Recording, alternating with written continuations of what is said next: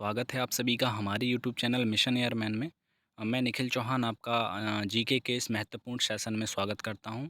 कृपया आप सभी लोग वीडियो को एंड तक ज़रूर देखिए, ये सभी मोस्ट इम्पॉर्टेंट क्वेश्चन हैं, ठीक है।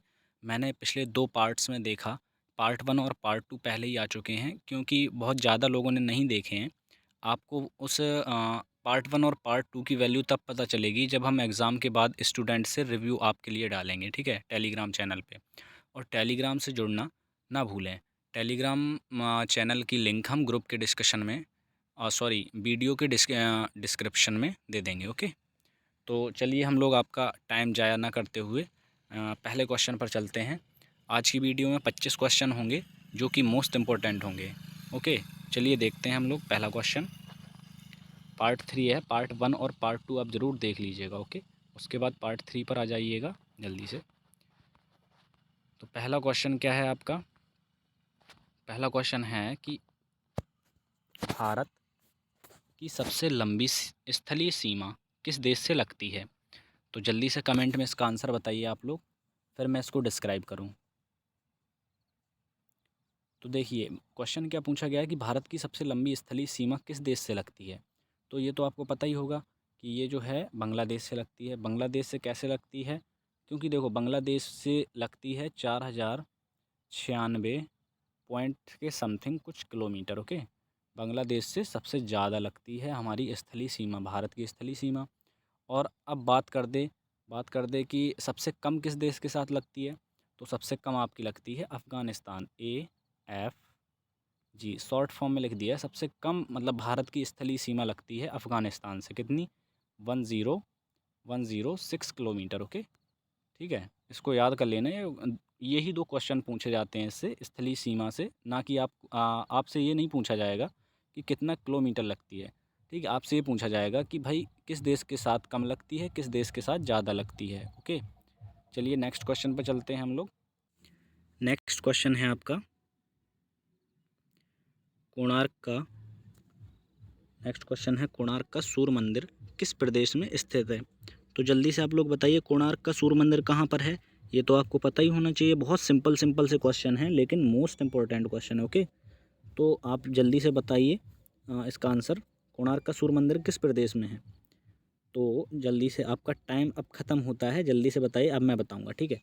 देखिए इसका आंसर क्या है। इसका आंसर है आपका उड़ीसा, ठीक है। उड़ीसा में सूर्य मंदिर, ठीक। उड़ीसा का कोणार्क का सूर्य मंदिर, ठीक।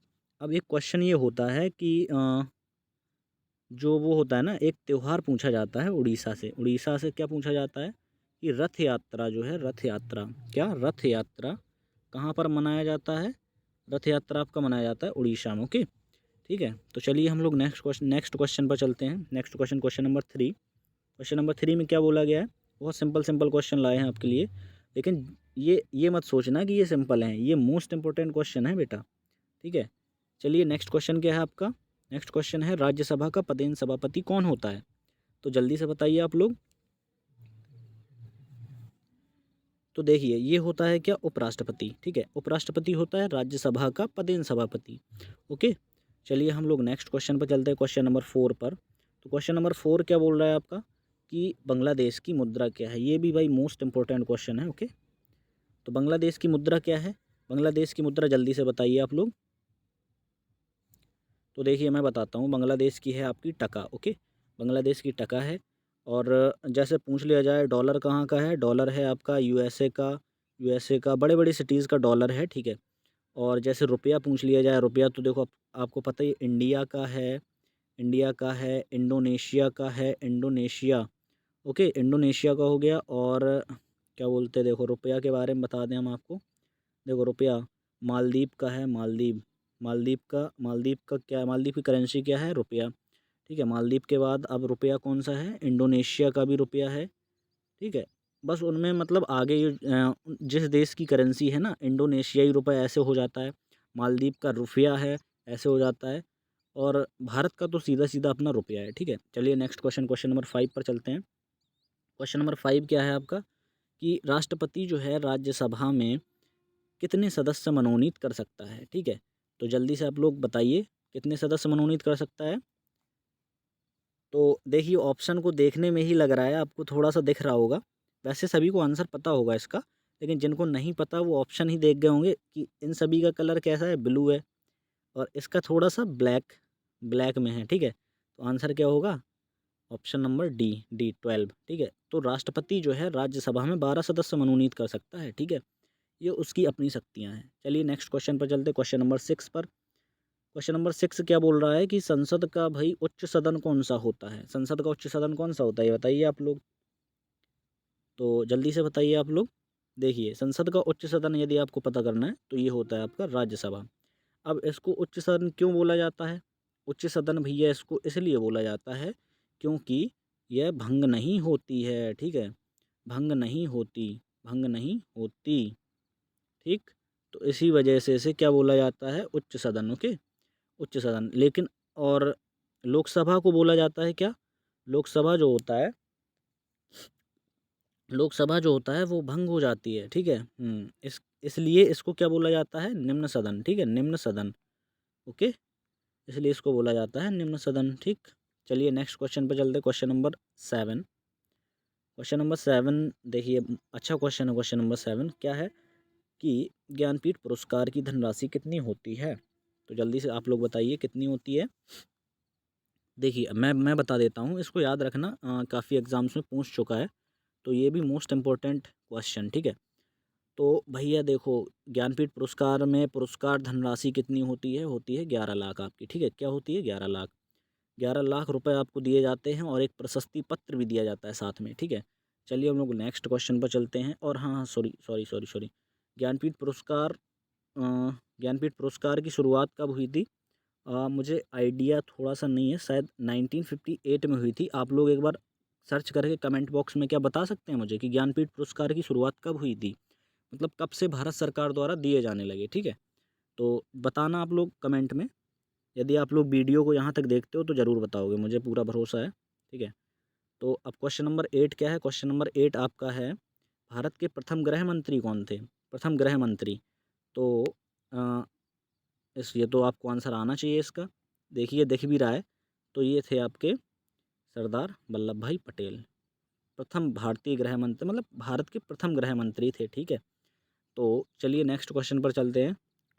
चलिए एक फैक्ट और आ गया है मुझे, तो सी वाला क्या है? सी, दादा भाई नौरोजी, इनको बोलते हैं grand grand old man of India, ठीक है? ग्रैंड ओल्ड मैन, ठीक? ग्रैंड ओल्ड मैन बोलते हैं किसे? दादा भाई नौरोजी को। याद रखना, बहुत मोस्ट इंपॉर्टेंट क्वेश्चन है, ठीक है? चलिए नेक्स्ट पर चलते हैं। नेक्स्ट है क्वेश्चन नंबर 9 आपका। तो 9 में क्या बोला गया है कि थल सेना दिवस कब मनाया जाता है, ठीक है? तो जल्दी से बताइए आप लोग, थल सेना दिवस कब मनाया जाता है? तब तक मैं दूसरे ऑप्शन बताता हूँ, ठीक है? जो इम्पोर्टेंट है मैं दूसरे ऑप्शन बताता हूँ। देखिए, 8 अक्टूबर को क्या मनाया जाता है, ये तो आपको पता ही होगा। क्या होता है? IAF day, Indian air force day, ठीक है? इंडियन एयरफोर्स डे मनाया जाता है 8 अक्टूबर को। 4 दिसंबर को क्या मनाया जाता है आपका? नेवी डे, ठीक है? नेवी डे 4 दिसंबर को, ये इम्पोर्टेंट है। 16 जून तो इम्पोर्टेंट नहीं है। और अब देखिए इसका आंसर क्या है क्वेश्चन का? क्वेश्चन का आंसर है आपका 15 जनवरी, ठीक है? 15 जनवरी को क्या मनाया जाता है? थल सेना दिवस, ठीक है? चलिए नेक्स्ट क्वेश्चन पर चलिए ये वाला भी देख लीजिए आप लोग। 16 जून को क्या मनाया जाता है? ओजोन दिवस, विश्व ओजोन दिवस, ठीक है? विश्व ओजोन दिवस, ये इंपॉर्टेंट है, मुझे याद नहीं था। विश्व ओजोन दिवस एकदम से याद आ गया। देख, ठीक है, विश्व ओजोन दिवस मनाया जाता है 16 सितंबर को। ओके, चलिए नेक्स्ट क्वेश्चन, क्वेश्चन नंबर 10 पर चलते हैं। क्वेश्चन नंबर 10 क्या है आपका? क्वेश्चन नंबर 10 बहुत ही सिंपल सा है कि यूनेस्को का मुख्यालय कहाँ है? तो जल्दी से आप लोग बताइए, यूनेस्को का मुख्यालय कहाँ है? देखिए, यूनेस्को का मुख्यालय आपका है कहाँ? पेरिस में, ठीक है? पेरिस में। पेरिस, पेरिस किसकी राजधानी है? पेरिस है फ्रांस की, पेरिस, ठीक है? फ्रांस की राजधानी क्या है? Paris, okay.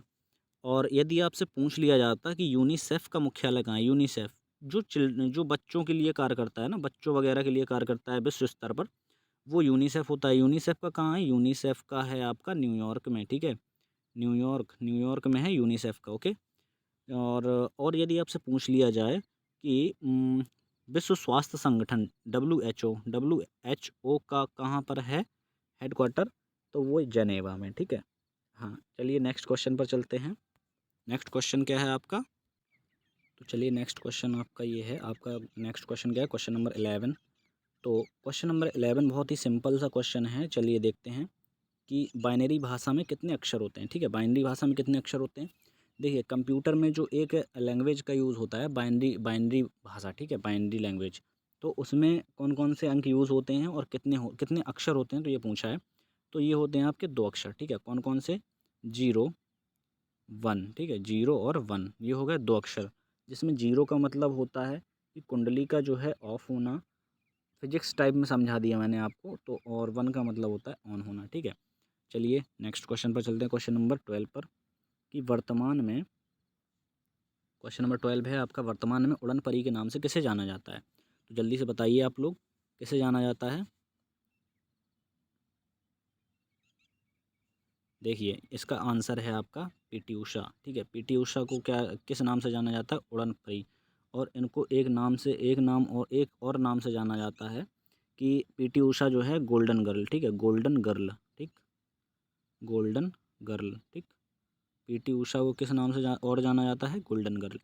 और अब आपका एक ऑप्शन और अच्छा सा दिख गया मुझे, जो कि हिमा दास, हिमा दास को किस नाम से जाना जाता है, ढिंग एक्सप्रेस, ठीक है, क्या, ढिंग ढिंग एक्सप्रेस, ओके।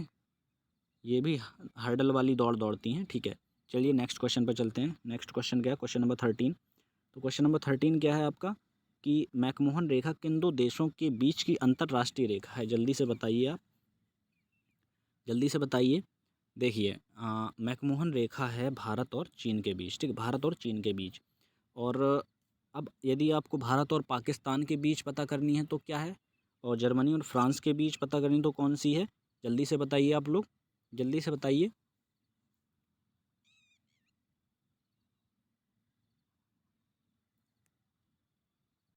देखिए तो मैं बताता हूँ आपको, आप लोगों ने तो नहीं बताया, ठीक है। तो भारत और पाकिस्तान के बीच कौन सी है, वो है आपकी रेड क्लिफ लाइन, ठीक है। कौन सी, रेड क्लिफ लाइन, ओके। कौन सी, रेड क्लिफ लाइन, ठीक है, रेड क्लिफ लाइन, जो कि कब खींची गई थी, 1947 में, ठीक है। रेड क्लिफ जो थे एक अंग्रेजी वो थे, ठीक है, तो उन्होंने खिंचवाई थी लाइन रेड क्लिफ, ठीक है। चलिए नेक्स्ट क्वेश्चन, क्वेश्चन नंबर 14 पर। तो क्वेश्चन नंबर 14 क्या बोलता है आपका, जय जवान जय किसान का नारा किसने दिया, तो जल्दी से बताइए आप लोग, जय जवान जय किसान का नारा किसने दिया, तो ये दिया था आपका लाल बहादुर शास्त्री ने, ठीक है। चलिए नेक्स्ट क्वेश्चन पर, क्वेश्चन नंबर 15 पर चलते हैं। क्वेश्चन नंबर 15 क्या है, कि भारत में करेंसी नोट पर उसका मूल कितनी भाषाओं में लिखा होता है, तो जल्दी से बताइए आप लोगों ने, नोट तो आपने देखा ही होगा, करेंसी नोट, ठीक है, तो जल्दी से बताइए आप लोग। देखिए मैं ही बता देता हूँ इसका आंसर, तो इसका आंसर है 17, ठीक है। 17 भाषाओं में नोट के पीछे आप लोग देखना अभी उठा के, तो उसमें 17 भाषाएं लिखी हुई होती हैं, देखना आप लोग, यदि आपने देखा नहीं हो, मुझे तो लगता तो नहीं है किसी ने देखा नहीं होगा, लेकिन अगर नहीं देखा हो तो अभी देख लो आप लोग, ठीक है। 17 भाषाएं होती हैं नोट में पीछे, ठीक। चलिए देखते हैं और आगे, क्वेश्चन नंबर 16 में क्या है, कि कौन सा ग्रह पृथ्वी की जुड़वा बहन कहलाता है, तो जल्दी से बताइए आप लोग, कौन सा ग्रह पृथ्वी की जुड़वा बहन कहलाता है, जल्दी से जल्दी से जल्दी से जल्दी से बताइए आप।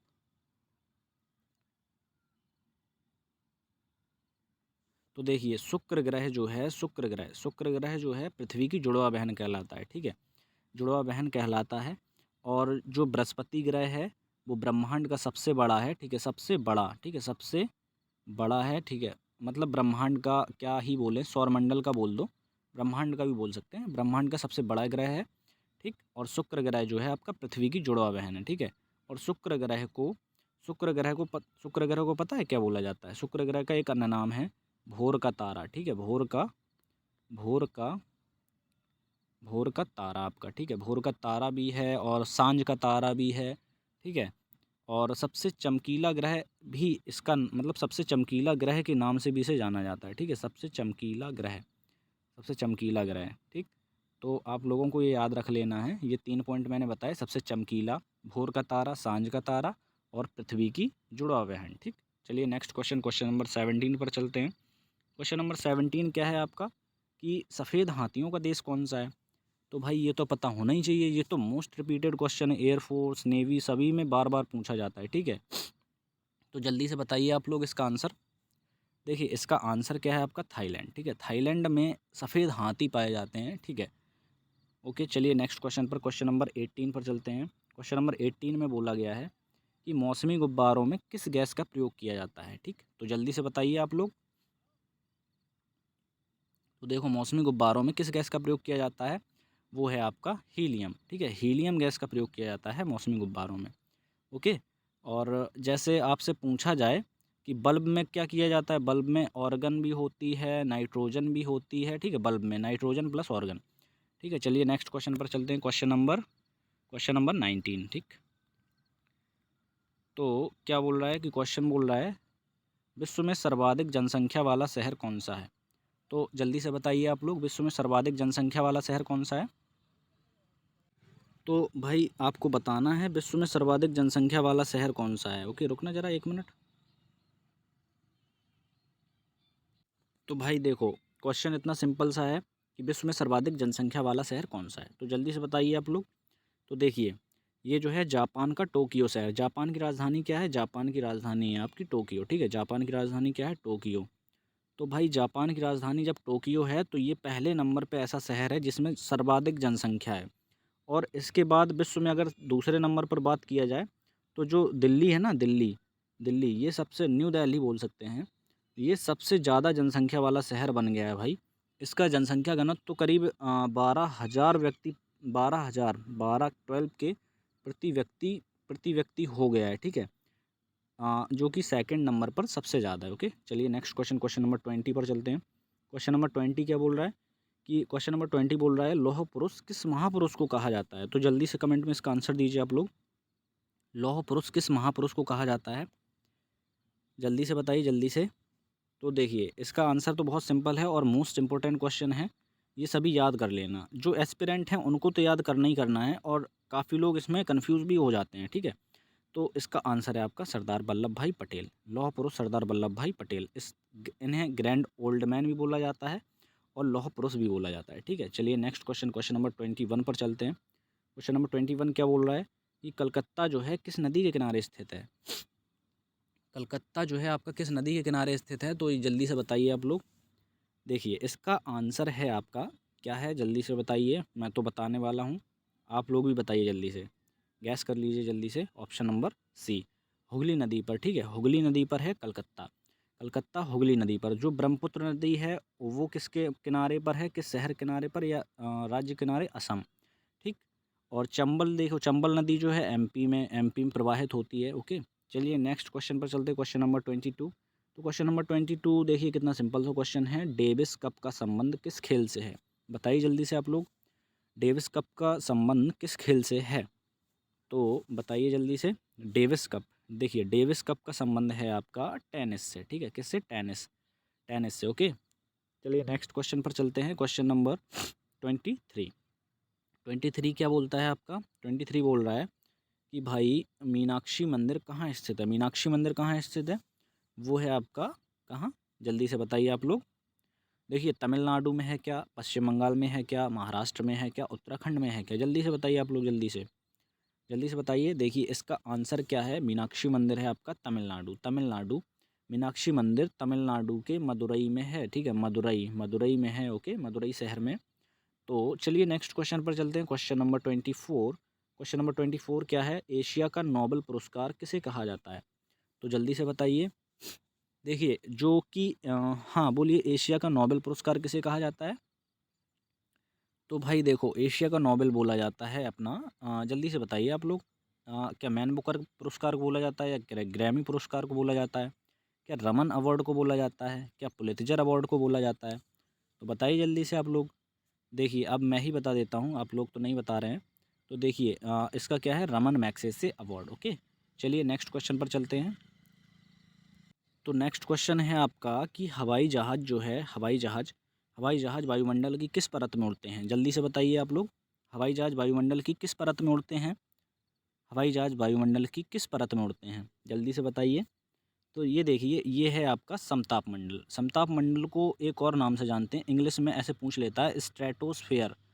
इस आपको ऑप्शन में दे देगा स्ट्रेटोस्फेयर। आप लोग समताप मंडल याद करके गए होंगे, स्ट्रेटोस्फेयर। ठीक है, तो भाई स्ट्रेटोस्फेयर आपको याद करके जाना है। ओके, क्या याद करके जाना है, स्ट्रेटोस्फेयर और समताप मंडल भी। ठीक है, चलिए और एक क्वेश्चन और पूछा जाता है कि हमारा किस परत का घनत्व सबसे अधिक होता है, घनत्व सबसे अधिक होता है, मतलब यहाँ पर ही पेड़ पौधे होते हैं, सभी जीव जंतु होते हैं, घनत्व सबसे ज़्यादा होता है यहाँ पे, कहाँ पे? क्षोभ मंडल। ओके, ये भी याद कर लेना।